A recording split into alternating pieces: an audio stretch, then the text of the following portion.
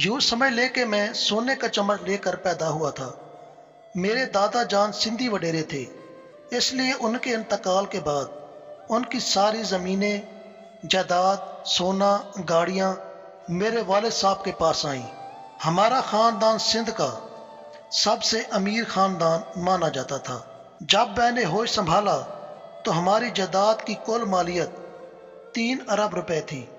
मैं 15 साल की उम्र में गाड़ी, बंगला, दुबई, सिंगापुर, तुर्की, ऑस्ट्रेलिया, कनाडा और बड़े बड़े मोबाइल, ब्रांडेड कपड़े, इन सब का मज़ा ले चुका था। कसरत दौलत और अपने वालिद का एक ही बेटा होने के नाते मैं शराब और ज़ना की लत में 18 साल की उम्र से ही धुत हो चुका था। मेरे घर वालों ने मुझे कभी इन चीज़ों से रोकने की कोशिश ना की, क्योंकि हमारे ख़ानदान में यह मर्दानगी की अलामत समझी जाती थी। कभी तवाइफ के साथ तो कभी किसी लड़की को अपने दौलत से खरीद कर उसके साथ ज़ना करता था। ज़िंदगी इसी गंदगी में गुजर रही थी कि एक दिन सुबह हमारे घर में काम करने वाली मासी ने मुझे जगाया ताकि वो मेरे कमरे की सफाई कर सके। उसका नाम सैमा था। उसे देखकर मैं दंग रह गया कि वाकई वो कोई मासी है या कोई शहजादी। उसकी खूबसूरती को बयान करने के लिए ना तो मेरे पास अल्फाज हैं, ना ही उसकी खूबसूरती अल्फाज में बयान हो सकती है। उससे ज़्यादा खूबसूरत और हसीन मैंने अपनी ज़िंदगी में नहीं देखी थी। मेरे दिल में शैतानी वसवसे आना शुरू हो गए कि इसके साथ तो काली जना करना है। मुझे पता था कि वह गरीब भी है और मजबूर भी, लिहाजा उसे खरीदना मुश्किल ना होगा। खैर, उसने मुझे जगाया तो मैं कमरे से बाहर जाने की बजाय गुस्ल खाने में नहाने चला गया। 5 मिनट बाद मैंने सैमा को जानबूझकर आवाज़ दी कि मुझे तौलिया दे दे, लेकिन 12 से 15 आवाज़ें देने के बाद भी उसने मुझे तौलिया ना दिया। मुझे इस बात पर शदीद गुस्सा आया और मुझे गीले जिस्म पर ही कपड़ा पहनकर बाहर आना पड़ा। मैंने बाहर आकर उसे बहुत डांटा और नौकरी से निकालने की भी धमकी दी, लेकिन उसके कान पर जूं तक ना रेंगी। वो खामोशी से सर झुकाए मेरी बात सुनती रही, जैसे मैं उससे नहीं दीवारों से बातें कर रहा हूँ। मुझ पर हैरत तारी थी कि ये कैसी लड़की है, ना तो उसे मेरी दौलत मुतासिर कर रही है, ना ही मेरी ताकत और ना ही मेरी खूबसूरती। खैर, मुझे भी मज़ा आने लगा।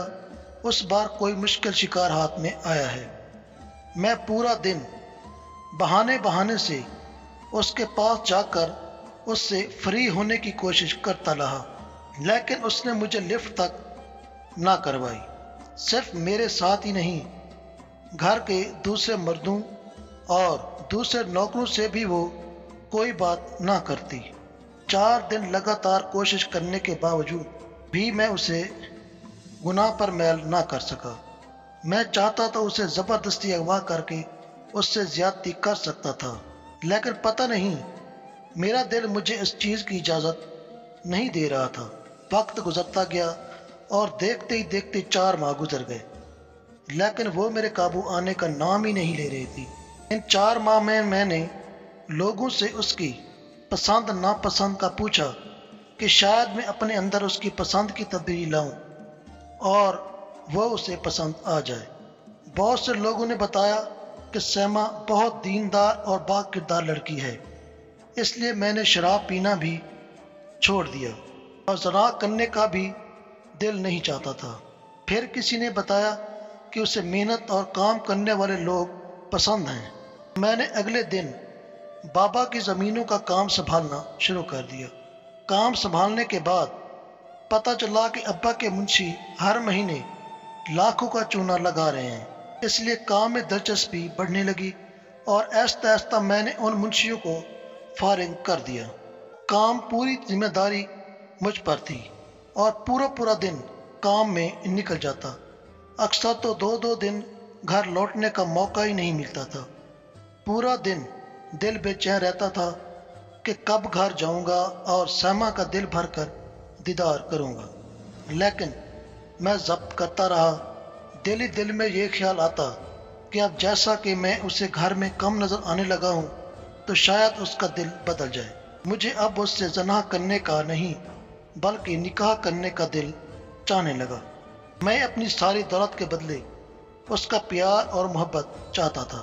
میرا دل چاہتا تھا کہ زندگی میں صرف ایک بار وہ مجھ سے مسکرا کر پیار کا اظہار کر دے، لیکن سب بے سود اور بے فائدہ تھا۔ اس کا دل شاید پتھر کا تھا۔ پھر ایک دن کسی نے بتایا کہ سیما 5 وقت کی نمازیں پڑھتی ہے۔ میں نے اسی وقت سے نمازیں ادا کرنا شروع کر دی۔ ایک دن میں ابا کے کام کاج سے فارغ ہو کر گھر لوٹا تو سارے گھر والے کسی رشتہ دار کی شادی میں جانے کے لیے گاڑیوں میں بیٹھ رہے تھے۔ میں بہت تھکا ہوا تھا، اس لیے میں نے گھر میں آرام کرنے کا فیصلہ کیا۔ گھر والے سامان اور تحفے اٹھانے کے لیے باقی نوکروں اور ماسیوں کو ساتھ لے جا رہے تھے۔ امی نے بتایا کہ گھر میں سیما اور اس کی والدہ میری خدمت کے لیے موجود ہیں۔ میں نے سیما پر ایک سرسی سی نظر ڈالی۔ وہ شاید کوئی کتاب پڑھ رہی تھی اور مسکرا رہی تھی۔ دل تو بہت چاہا کہ اس مسکراہٹ کو یوں ہی کھڑا رہ کر پوری رات دیکھتا رہوں، لیکن پھر اچانک یہ خیال آیا کہ کہیں سیما کو یہ بات بری لگ گئی تو سیما کی والدہ، جنہیں سب گھر والے بڑی بی جی بلاتے تھے، انہوں نے کھانا لگایا۔ کھانا کھا کر میں اپنے کمرے میں چلا گیا اور ٹی وی دیکھنے لگا۔ شیطان مجھ پر پوری طرح حاوی تھا کہ 8 مہینوں کی پیاس میں سیما سے زنا کر کے بجھا لوں، لیکن قدم اس کی طرف اٹھنے سے کانپ رہے تھے۔ کچھ دیر بعد میرے کمرے پر کسی نے دستک دی تو میں سمجھا کہ شاید بڑی بی جی ہوں گی، لیکن میری توقع کے برعکس میرے سامنے سیما کھڑی تھی۔ میں کچھ بولتا یا پورا معاملہ سمجھ پاتا۔ سیما نے مجھے کہا، جو نیکیاں، اچھائیاں اور بدلاؤ آپ اپنے اندر میری محبت جیتنے کے لیے لے آئے ہیں زہیب صاحب، کاش یہ سب آپ نے اپنے اللہ کو راضی اور اس کی محبت کے حصول کے لیے کیا ہوتا تو شاید آپ اب تک ولی بن چکے ہوتے۔ اس نے جیسے ہی یہ جملے مکمل کیے، میں نے ایک زوردار چیخ ماری اور شاید میں اس کے بعد بے ہوش ہو گیا۔ جب آنکھ کھلی تو پتہ چلا اس رات گھر میں نہ تو سیما موجود تھی نہ ہی بڑی بی جی۔ وہ دونوں بھی گھر کے چھوٹے بچوں کو سنبھالنے کے لیے گھر والوں کے ہمراہ شادی میں گئے ہوئے تھے۔ وہ دن میرا اس شاندار حویلی میں آخری دن تھا۔ میں نے اس دن کے بعد سے اپنی ساری زندگی راہ خدا میں بسر کرنے کا ارادہ کیا۔ جب میں تبلیغی قافلوں میں سفر کرنے کے 1 سال بعد اپنے گھر لوٹا تو سیما کے والد نے خفیہ طور پر مجھ سے ایک ملاقات کی اور درخواست کی، آپ سیما کا رشتہ لے کر ہمارے گھر آئیں، ورنہ وہ آپ کی یاد میں رو رو کر مر جائے گی۔